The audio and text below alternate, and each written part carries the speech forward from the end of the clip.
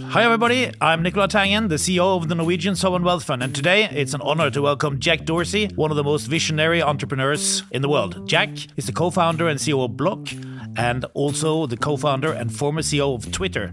So Jack, you really put the stamp on the world. Welcome. Thank you so much. Thank you. If we go back and kick off with Twitter, who is now, of course, renamed X, where did the idea come from?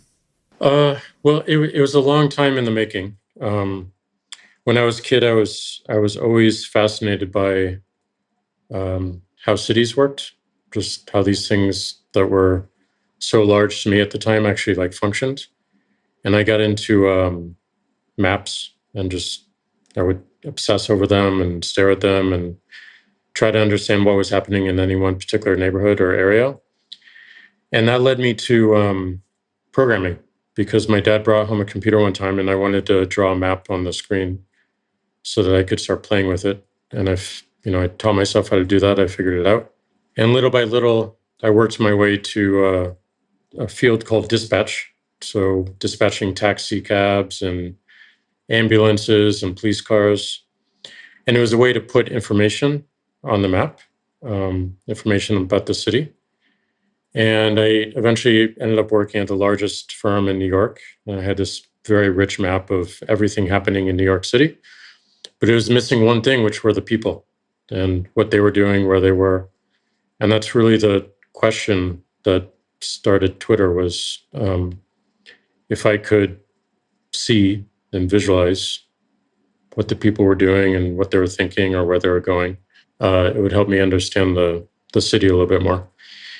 And it took probably about 10, 15 years for the right time and the right technology to really make the idea something worth pursuing. But in 2006, it did. And I was working at a podcasting company that kind of lost its way because it suddenly became competitive with Apple when Apple decided to get into podcasting. And we had this great team. We started a hack week. I brought up the idea for this thing that you could update from your phone and other people could follow it and see what you're doing and what you're thinking and where you're going. And I was given another programmer in 2 weeks and we built it and we fell in love with it. And little by little, we took more and more resources of the other company and we eventually spun out and took venture capital. What was your vision at the time? What did you think it could become?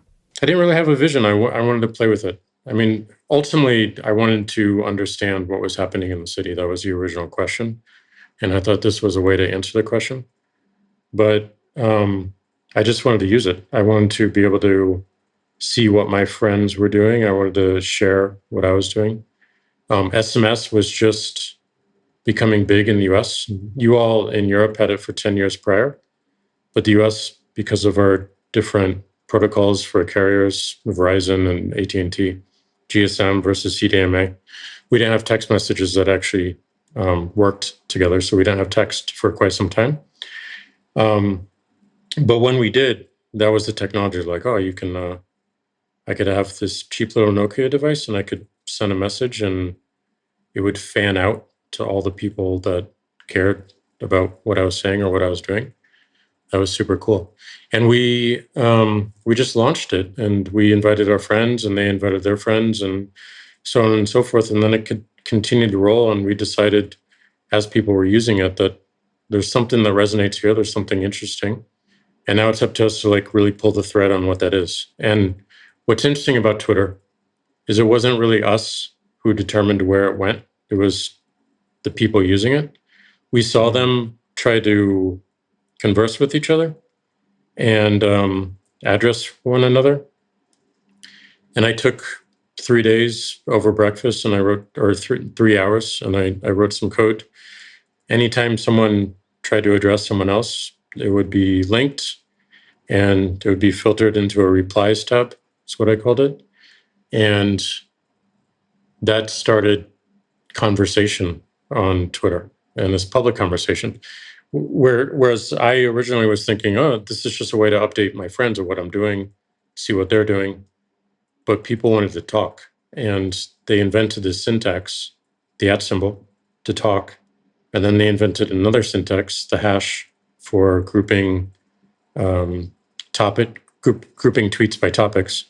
And then they invented another thing called the retweet, which is rebroadcasting someone they're following to their following, to the people following them. So little by little, as we observed what people were doing with it, and we made it easier, it spread and it made the service much bigger because more and more people got value out of it.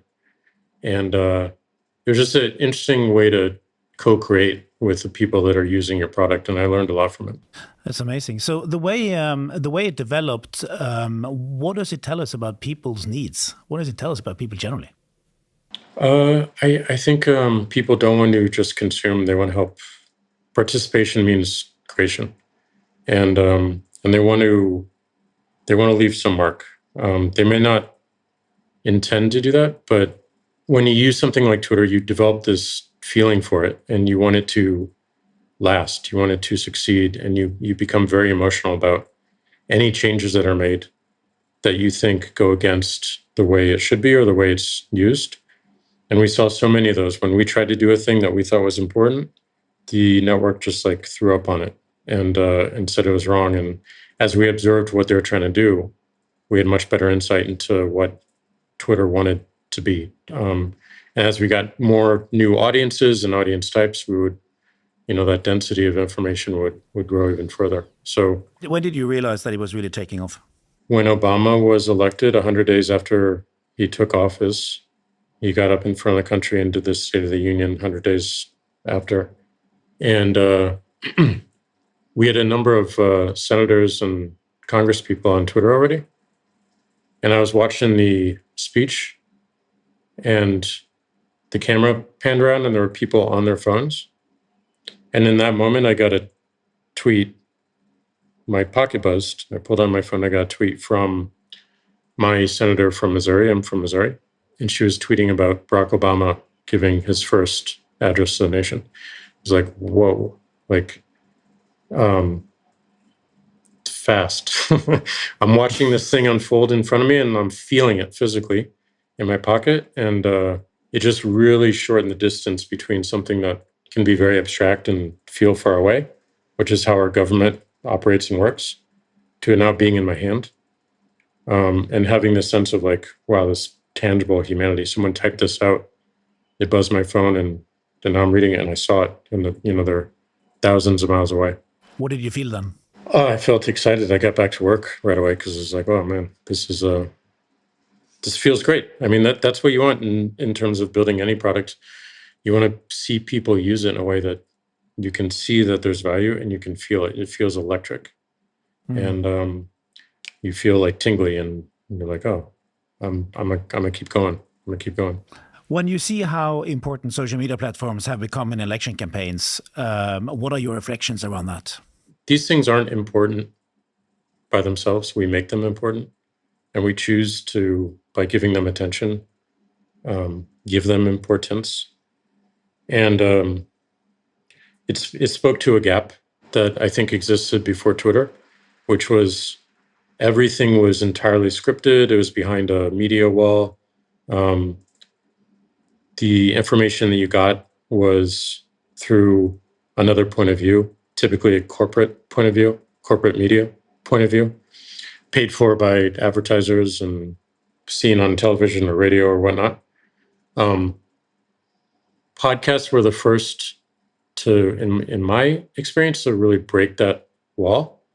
But they weren't talking about newsworthy stuff at that point. They were just doing like interviews and whatnot. And they matured eventually. But Twitter kind of pierced through it very, very quickly. And it pierced through that wall of abstraction, media abstraction. And I think for elections, again, our political process, our government can be extremely abstract. And when you have something that is 99 times out of 10 coming from the person's thumbs directly, which is connected directly to their brain, it's authentic, it's unfiltered, and it's open to your interpretation instead of being filtered by someone else's interpretation. So it was less about Twitter providing that. It was more like that was the need, and that was the the desire. And anything at that time that could fill that would have taken off. I think we had a lot of luck. We had a great product because it was simple, it was straightforward, it was easy to use, and it was accessible. But it also was the right time. Like the frustration with the media wall was at a peak, at a high, and there were cracks in it. And people wanted more of that. They wanted more authenticity. They wanted more directness. They wanted more realness. It's very concentrated, right? So I believe 10% of people generate 80% of the content. 80% of the organic non-reply content. Like there are replies too. And that's not often counted in that number. So me just sending out a tweet, yes, you're right. But I think the real power of Twitter is the conversation underneath that. And it's not necessarily about, what is the news of the day? Direct from the source, it's like, what are people talking about it? What do people think about the news of the day? That's the power. And that is extremely large. And then there's like Twitter X has a bunch of influential people on it, and people want to listen to them. And such that these tweets were being broadcast on television. And we were unable to count the impressions of CNN or Fox putting a tweet up. But we knew the reach was much larger than our analytics and our measurements accounted for. So that was pretty interesting, pretty special. Now, 2 years ago, Elon Musk bought it and renamed it X. Anything you regret not doing with Twitter before it became X? I mean, there's a lot of things I would do differently in retrospect. I think we became I wasn't there at the time running the company, but we raced to monetization way too quickly, and we force-fitted a monetization path that created a bunch of issues for us, which was advertising. Google had an advertising business at scale. Facebook had one that was growing. Twitter's goal at that point was to grow and go public. Being public meant you had revenue. So we copied the model of the day, model of the internet, which was advertising. And that just set up a bunch of issues in terms of growth, in terms of competition, in terms of how we were valued. It didn't really express Twitter's true value, that model. And I wish we took a little bit more time to figure out a better model, or that we had multiple at once. The second thing is, in the early days, Twitter felt like a protocol. It felt like HTTP. It felt like SMTP.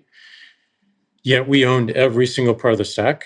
And I think that was a mistake, because I don't think a company can necessarily control this without having some sort of choke point that makes it open to manipulation of some way.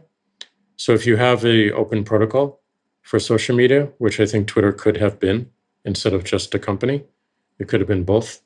You have a lot more freedom, and you have a lot more agility to do the things that the platform actually needs to do and the protocol needs to do. But if you wrap all that up into one company, you create a lot of issues for yourself, including heads of governments and advertisers wanting to dictate content policy, or get the numbers of journalists who are critiquing them, or shut you down because you won't take content down in their country.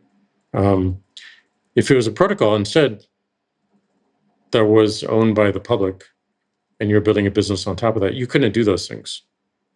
This is where I learned a lot from Bitcoin. Do you think it could have existed without advertising? Oh, yeah, definitely. And financed in what way?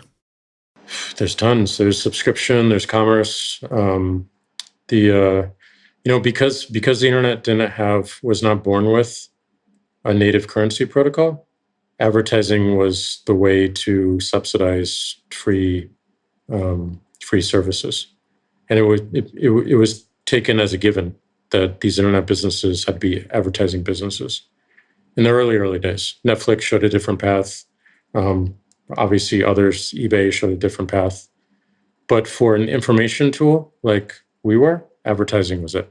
It was the way to get the biggest network because you could offer it for free and subsidize it. But the reality is the people that are using it are truly the product, and your customer is the advertiser, and your customer is dictating where the product should go. You are still a large owner in X. What do you think they should do with X now?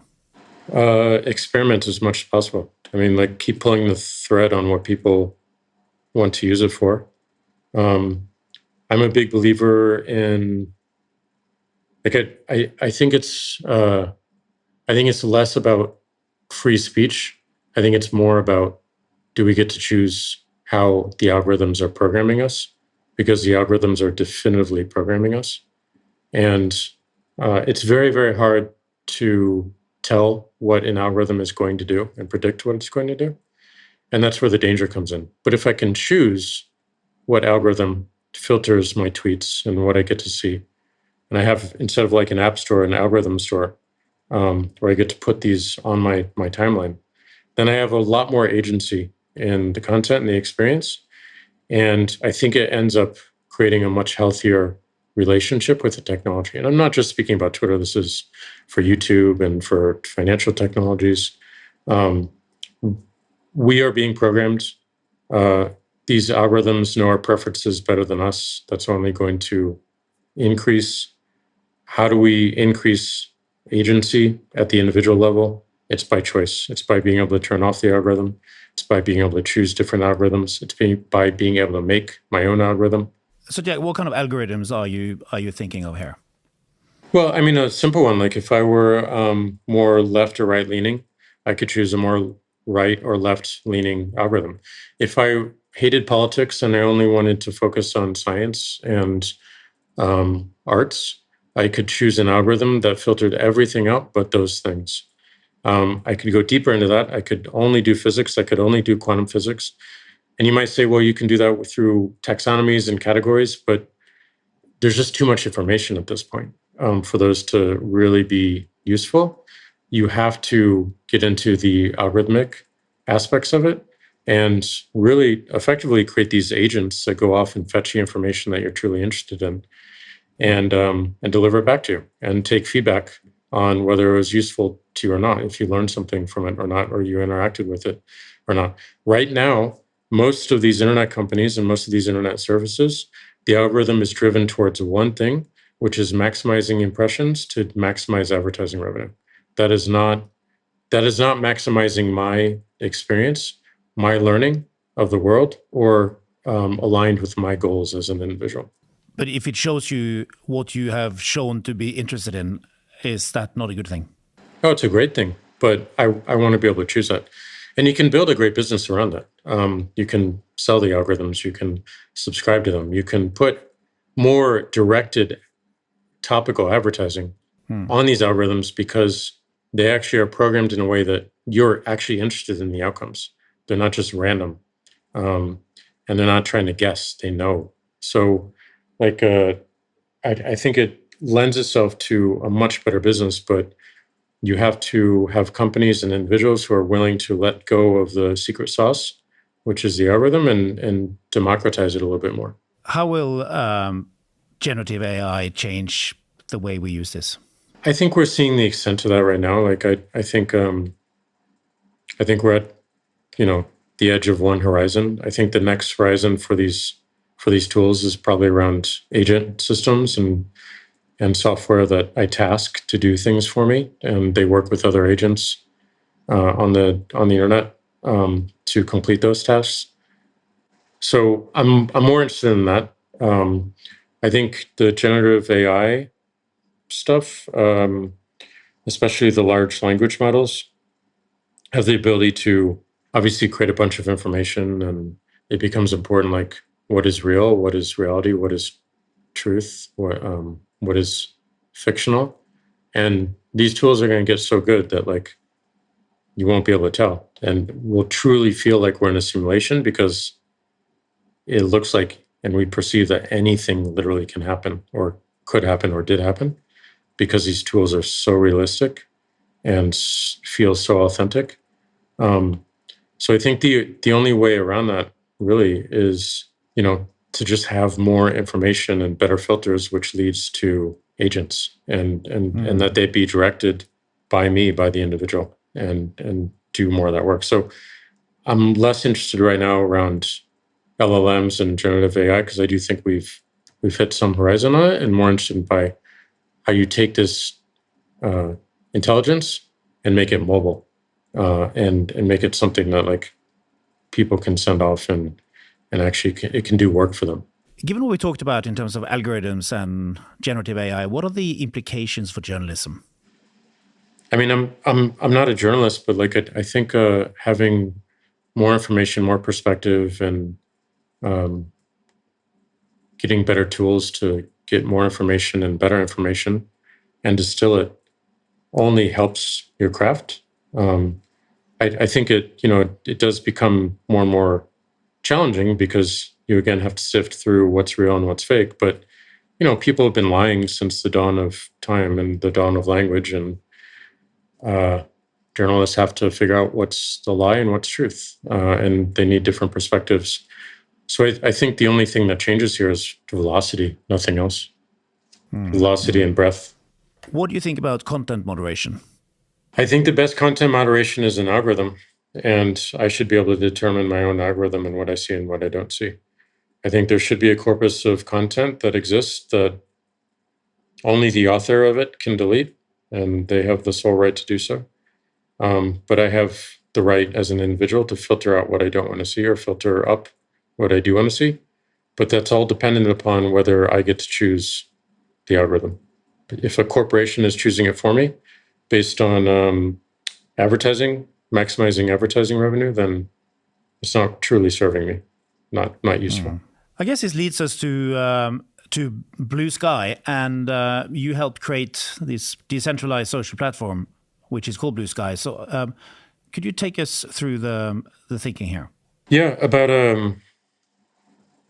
3 years before I left Twitter, I realized that, like what we were talking about earlier, a company cannot be all parts of the stack for social media. It'd be better if we were built on top of a protocol that was shared between multiple companies. And what's an example here? HTTP, the protocol that runs the web, the protocol that we're using to talk right now and record this podcast. It's a common understanding and an agreement that this is how we transmit data in a very particular way. And then you have browsers on top of it. I'm using Safari. You might be using Firefox or Chrome. These are built by different companies. These companies can build business models on top of that, but they're using the same protocol, and they don't control the protocol. They can't influence the direction of it as a single entity. It has to be done through this consensus model. So if we have that for the web, if we have that for email, if we have it for file transfer, for video, why not have it for social media? Why not build a protocol that any company, whether it be Facebook or Google or X, or open source tools, can use around this concept of social media? And that was the idea. And we called it Blue Sky. And we took about a year to find a leader for it. We found a leader in this woman named Jay. And she built a team and actually built it and built the protocol and built a client. And, it's working. There's another one, another individual from Brazil. I don't know who this person is. It's a pseudonym. He created this other protocol called Nostr, Nostr. Had a different take on it, which was he kind of looked at every single one of Twitter's failings as he saw it and built his own protocol. And what was interesting about that protocol, I found it about a year and a half ago, was that not only did it address what I perceived on every one of our problems, but it was completely open in terms of the development model. Blue Sky was effectively this corporation building the API and building the protocol. Nostr was just a bunch of individuals building the protocol and building the clients on top of it. And I resonate a lot more with that because I think at the protocol level, it has to be done not through a corporation, but through a collection of interested and obsessed individuals. And that's what Nostr was. So eventually I stepped off the Blue Sky board and really focused a lot of my efforts, which amounted to funding this ecosystem around Nostr. Nostr is still very small because it's a lot more technical at the moment, but I have a lot of hope for it because of the way it's built. It follows the way that Linux was built. It follows the way that Unix was built. It follows the way that the C programming language was built versus these other like cathedral type models, which tried to achieve perfection, but actually no one ended up using because they were built by these companies, and these companies had these particular agendas, and there was no real individual drive behind them. So Blue Sky is a very different model than Nostr. I think the Nostr model lasts longer and wins, but it's good to have multiple experiences. And there's others. There's Mastodon, and there's Matrix, and there's what Meta is doing with Threads. Like all these things are kind of competing with each other, but one of them will eventually win. Why is Blue Sky growing so fast now, you think? I think people are running away from X rather than running to something on Blue Sky. And that's not a great way to build a product, unfortunately. We want people that are running to us for a particular thing that they couldn't do before. Now, Blue Sky has built something that I wanted it to build and I'm excited about, which is this algorithm store, being able to choose your own algorithms. So that is a reason why people will run to it eventually. And I think why people will run to these services eventually, because they get more agency and more control. But it's not something that people care about right now. What they care about right now is not being in X for whatever personal reason. And again, that sort of behavior kind of comes in waves. You have to want to stay there for a reason. You can stay there because you have moved your entire community over, which is rare. But when we have these different factions of social services, if X represents the right and Blue Sky represents the left, and they can't actually talk with each other, there's going to be crossover naturally because people are going to keep their accounts because they want to hear what the other side is saying. It's just natural. Only way to solve this, one protocol. Different views, different algorithms on top. This can be the right, this can be the left. Different business models. This one works, this one doesn't work as well. But we need a common protocol, and that's the whole idea. What's going to make Nostr take off? Time. I think it's better technology. I think is a much healthier developer ecosystem. I don't think it's just social media, like Blue Sky is trying to be. It's more of this ecosystem of apps with a common protocol. So people have built Twitter-like things. They built spreadsheet, like Google Sheets-like things. They built GitHub-like things. And it's really amazing because what it does is it allows you to really prove authenticity because it's a public-private key pair system. It's not an email and password. I have a public key and I have a secret key, and I maintain the secret key. And every message I send on Nostr, I'm signing with my secret key, so you know it's actually coming from me and my device, which is very unlike a Twitter or a Facebook where you don't actually know. It could be intercepted. It could be the company doing it in the worst case, on the person's behalf. But because I control my key, you know anything I write or anything I post is coming from me directly. 5 years from now, what does social media look like? I hope that it's a lot more agent-driven. I hope that it has a lot more agency in being able to choose how I filter content, how I promote content. I hope that all content exists permanently, effectively, because it gives us the greatest learning opportunity. And I think there's business models that are more aligned with the interests of the individual and not just the company. And there's going to be a lot more bots on it. And I think they'll be helpful, not distracting or providing, misinformation, but actually useful. Where do you think regulation of online platform is going? I don't know. The problem I see there's a bigger problem, which is I think regulation generally is becoming more and more fragmented, and it's really, really hard on companies to build for a fragmented regulatory environment.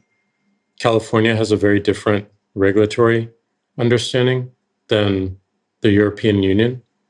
And you look at like internet regulation, states are now considering internet regulation. Australia just banned social media for anyone under 18. It's the responsibility of the social media platform to make it so. And that's different from Europe, and that's different from the US, and that's different from the entire rest of the world. So now you have to have a team that's dedicated just to Australia for this one restriction. And if the rest of the world follows with their own specific regulatory aspects, then you can't build a company. It's just, you can't build a company that serves the world. You can only build companies that serve very particular markets. And that goes against the spirit of the internet. So this is why I think, again, protocols are important, is protocols don't have to correspond to these regulations. They're not owned by any one company. They're not owned by any one individual. They're untouchable by a government. You look at Bitcoin as, again, the biggest scaled example of this. That's how you get around these issues. And to me, that's the biggest concern.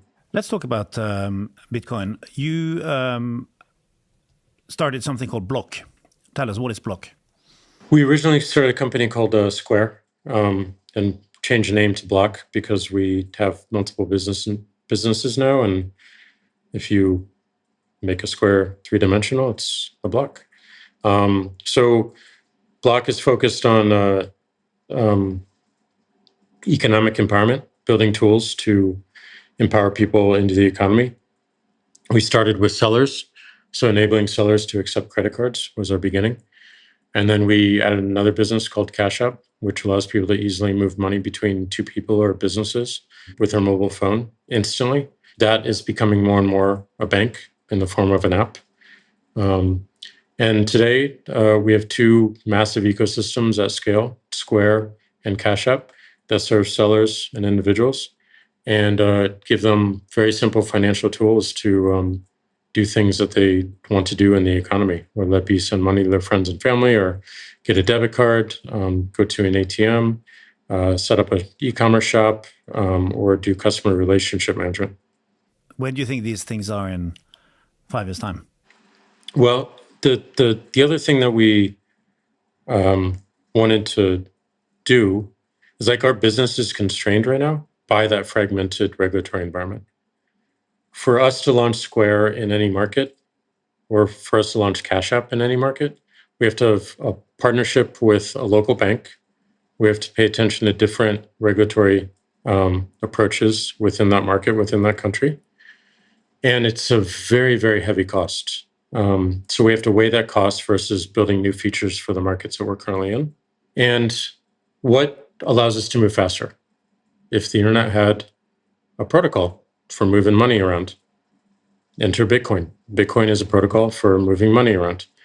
If Bitcoin is used not just as a store of value, but as a currency to move money around between people or between businesses and people or businesses and businesses, as that becomes more and more a thing, which I do think it becomes over the next 5 years, then we can launch Cash App and Square in every single country that has the internet. And that allows us to serve more people better, faster. And because Bitcoin is open, it's not controlled by one company, it's not controlled by any one government, it's completely transparent. People can see what it does, and we can solve all the problems that we would task with governments and companies to solve by doing it transparently and by doing it openly. Because, again, it's the internet and it goes to internet principles. So I'm hoping these financial systems take on more internet principles and we can truly be an internet company instead of going market by market by market, which is just a really slow way to build for the world. You can't build for the world. You can only build for these particular markets that you happen to be approved in. And again, you have to be approved by another company. You have to be approved by these things that don't have your interest or even their customers' interests at heart. So what needs to happen for Bitcoin to function more effectively? I think it's happening right now. Like more and more people see that it's valuable. Every time that number goes up, people get more interested in it. I don't believe in Bitcoin in its final stage as just a store of value, but I think it's a necessary part of the path to get to, I think, the next big one, which is remittance across border, moving money between businesses, moving money between people across borders, which is happening in many countries outside the United States and Western countries today because there's no other options. And then it gets to currency. As people get more comfortable with it, as they see that it's not going away, Bitcoin is over close to 16 years old right now. It's never gone down. It's never had a security issue. It has no leader. It has a completely open roadmap, and it's determined by a consensus development model. These are all really incredible ways to trust it as a currency. So as it becomes more understood and it feels like it's going to last, I think people will trust it more and more as like, oh, this is the way I'm moving money to my family now. And this is the way I'm buying coffee now. And this is the way I'm buying computers or whatever. It's a deflationary currency, so it doesn't encourage spending. It does encourage savings.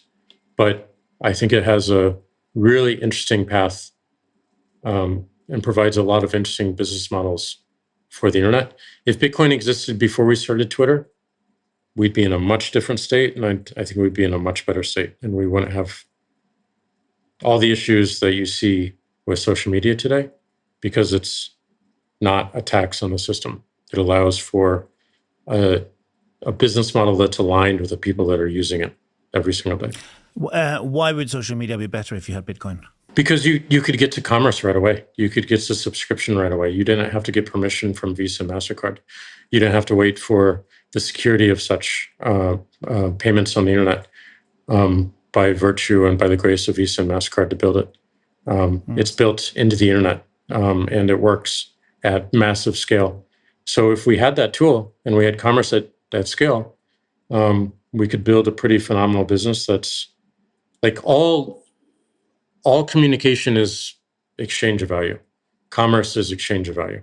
If you pair currency with communication, you ease commerce and you ease buying and selling of things.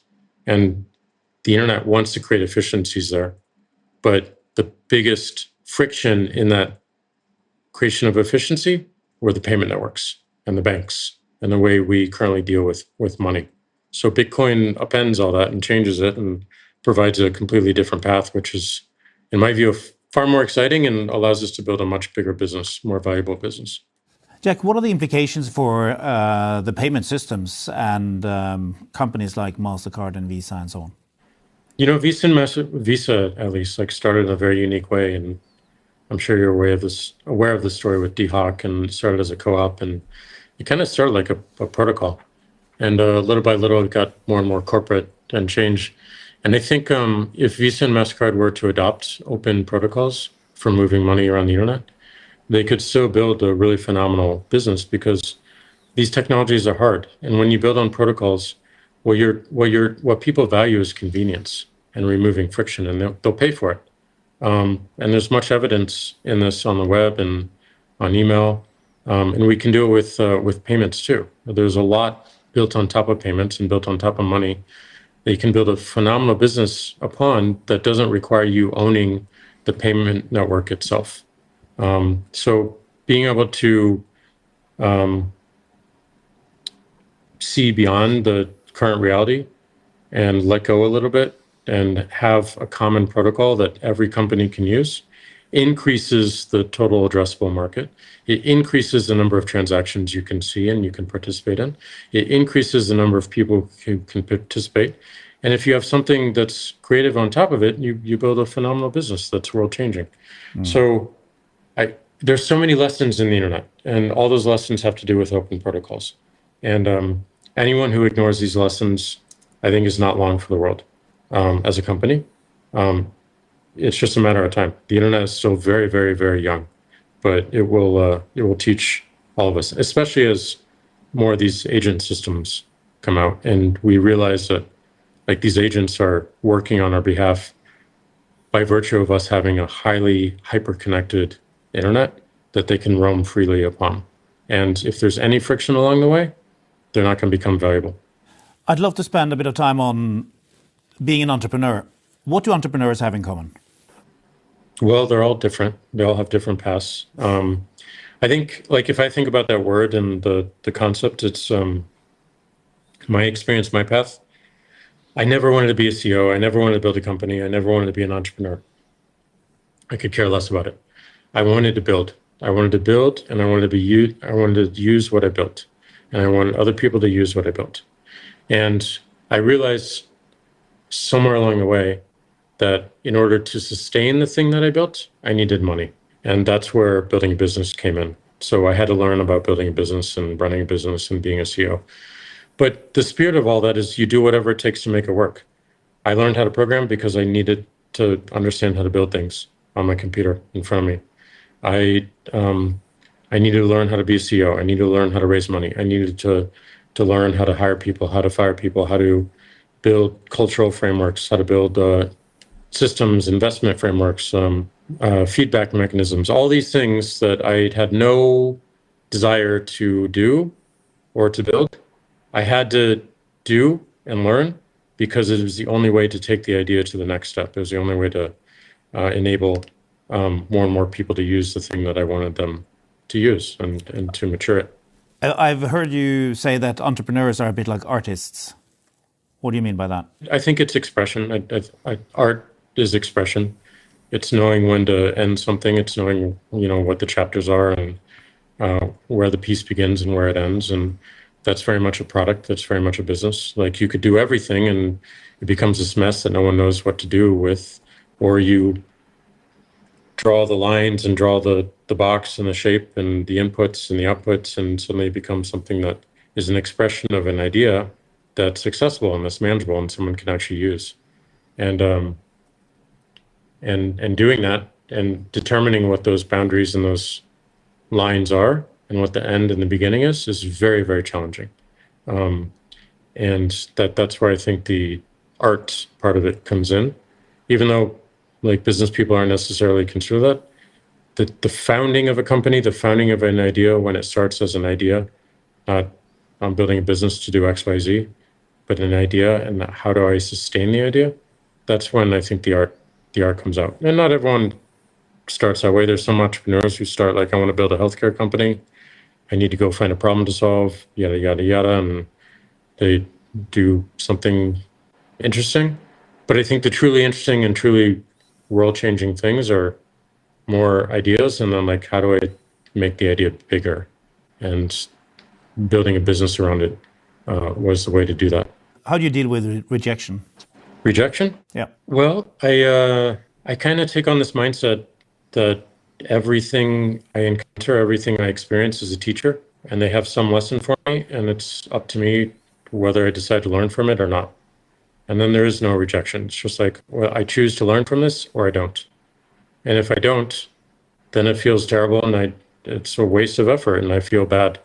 If I do, I own it. I'm better because of it. So there's no rejection. So I just choose to learn from every single person that's put in front of me, every single mistake, every single challenge, every single encounter I have. It's a teacher, and like, what is it trying to teach me? No matter how small or how big it is, it's trying to teach me something. And if I ignore it, or if I decide not to learn from it, that's the reaction. That's the diminishing thing. But if I choose to learn something from it, even if it's tiny, I own it, and there's no hard feelings at all. Where did you learn this mindset? Experience, just doing it, not wanting to feel bad. I took a lot of meditation as well. And one of the things you learn in this practice called Vipassana is that, you spend all this time observing pleasure and pain in the body, and you observe the pain, and you observe your reaction to the pain, and then you realize it's a reaction to the pain. And when you understand that, and you understand that the pain is temporary, and you're having this reaction of suffering over something that's temporary, you're like, what am I doing? I'm choosing to suffer over this thing that eventually will go away. So I can change the reaction because it is a reaction. I get to decide that reaction. And it's a very, very physical, this meditation is a very, very physical practice. And it's the hardest thing I've ever done mentally and physically because you're in actual real physical pain. But at some point you observe this pain and you observe your reaction and it just clicks and the pain dissipates. It's amazing. And how often do you meditate? I was doing a 10-day silent meditation retreat every year for 5 years before COVID, and then that was 10 days of like you don't speak, you don't. All you do is meditate from 4 a.m. till 9 p.m. No phone, no communication, no exercise, whatever. So during COVID, all the centers closed, and I haven't gone back yet. But I meditate every day for like an hour when I get up, or attempt. So pain is good. What's the optimal pain level? Anything that teaches you something new, teaches you about yourself, teaches you about your capabilities. Is this a very lonely journey? I guess it could be if like, again, that's a feeling, right? That's a decision you make. I choose to be diminished by this reaction to being lonely. Or what is this experience trying to teach me? Like what am I supposed to learn from this? I think all these things are ultimately decisions, but it takes time to realize that and it takes time to hone the tools to act on the decision. Is this how you come up with your lists, the do's and the don'ts? Yeah. Perhaps you want to explain these lists. Yeah. Every day I write down what I want to accomplish and what I don't want to do. I think we often focus on what you do want to do, and we focus on these very large goals. And if I've learned anything, it's to make the goal very, very small and repeat it and iterate it as quickly as possible so you see momentum. Like if you wanted to meditate, a lot of people start with this like New Year's resolution. New Year's is coming up, right? New Year's resolution, I'm going to meditate for 1 hour a day. They do it one time, never again. If instead you say, I'm gonna meditate for a minute every single day for 2 weeks, 1 minute, I can definitely do 1 minute. And I stick to it. And I don't go past 1 minute. I do only 1 minute, 1 minute. And then after that 1 minute, I did it. So now I'm going to move it to 5 minutes. And then I'm going to move it to 10 minutes. And then I'm going to move it to 20. And then I'm going to move it to an hour. And that progression makes it not feel like work. It makes it feel like an understanding, like I'm getting it. And so it's really important to write down the small goals that you have for the day. And then more importantly, what you don't want to do, because we never focus on like, I'm not going to do this. So I'm not going to get distracted by politics or like TV or whatever. So Jack, what's been on your list today? What's been your to-do list today? I'm learning more about quantum physics right now. So I'm doing some study. And one of the things I want to do is spend I moved from like 30 minutes to an hour every day of reading and watching videos around quantum physics. And I'm also doing some language learning. I'm learning Italian, so an hour with that as well. And then I'm doing some programming learning as well to keep my skill high and in the field of AI and agents as well. So I dedicate 1 hour to that. And 3 hours of learning in the morning when I want to do the hard stuff so that the rest of the day feels like a win. Those are the things on my list. And what is on your don't do list? Don't get distracted by the news because it's kind of all fog of war right now. Don't get distracted by the politics. Don't get distracted by entertainment at the moment because I want to learn how to learn better. I want to learn how to learn faster and deeper. So I'm experimenting with like these 3 different subjects at once. in order to figure out what the patterns are in my own learning, so that I can achieve like some novice or mastery skill in multiple things much faster. And what do you think is the key to faster learning? Observing for quite some time and then doing. But I think people skip the observing phase too often. I don't think people are good listeners. I don't think people have honed their ability to observe the world and observe nature and observe how things work. And I think they try to act too soon. And I think the observation part is critical. And I think it mirrors what we do as babies as we're acquiring new skills.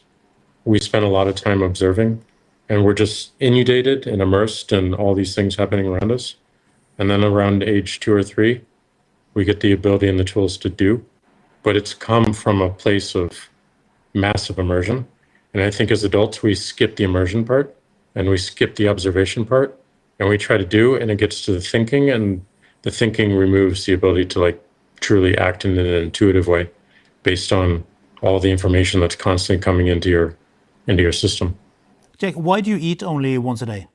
I like to, back to learning, I like to learn by going to extremes. So I've tried every single diet you can imagine. I got very interested in my health and maintaining my health span. And one of the things someone was doing that felt interesting was they had this 1 meal a day thing. And I tried it, and I only ate dinner, and then I only ate breakfast, and I only tried lunch. And what was amazing is like I got all this time back, and it felt like a superpower. All these people spent all this time eating breakfast and eating lunch and dinner and all this ritual around it. And I had all that time back. I had literally 2 or 3 hours back to do something else or to have a real conversation that's not interrupted by food. And then I realized I didn't need that much food. Like we overeat. We definitely overeat, especially in the United States. So it's just looking at like what needs are and what desires are and separating those two things. And I felt like my health increased, my energy increased, and I gave myself all this time back to do things that I really wanted to do. And when I did eat, it tasted amazing. I regained taste, and I regained appreciation for food, not just as entertainment, but as like sustenance. What is your advice to young people? Observe everything, like take everything in, love information, love receiving information. Don't worry about reacting to it. Don't worry about memorizing it. Don't worry about doing anything with it at all. Just be open. And when you need to do something with it, it'll come. Very good. Jack, it's been an honor having you on here. Big thanks for sharing your thoughts. Truly, truly fascinating. Thanks a million. Thank you so much.